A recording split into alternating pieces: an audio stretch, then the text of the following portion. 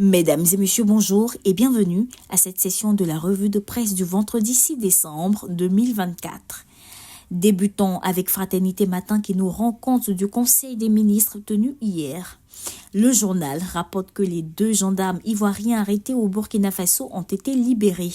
Le Patriote relaie également le compte-rendu du Conseil des ministres, soulignant que plusieurs accords fructueux ont été signés par le Premier ministre aux Émirats arabes unis. Le Mandat qui donne plus de détails écrit qu'après un séjour aux Émirats arabes unis, Mambé décroche un important fonds pour la construction de logements sociaux, 31 milliards de francs CFA obtenus.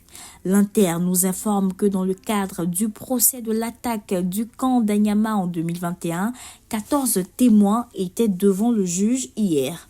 Le Temps qui embraye sur l'information fait savoir que le principal témoin d'Edouane Picasse non sans mentionner que le procès est renvoyé au 15 janvier 2025. Le Jour Plus révèle que c'est une mission difficile pour les doyens du PDCI-RDA qui ont à cœur de réconcilier Thiam et Bion. Au vu des crises à répétition au PDCI-RDA, Le Matin estime que Thiam est un ingénieur du chaos. Le Nouveau Réveil nous propose une interview du président de l'ADCI, Assalé Timoko, qui déclare que, moralement, le pays n'a pas été reconstruit.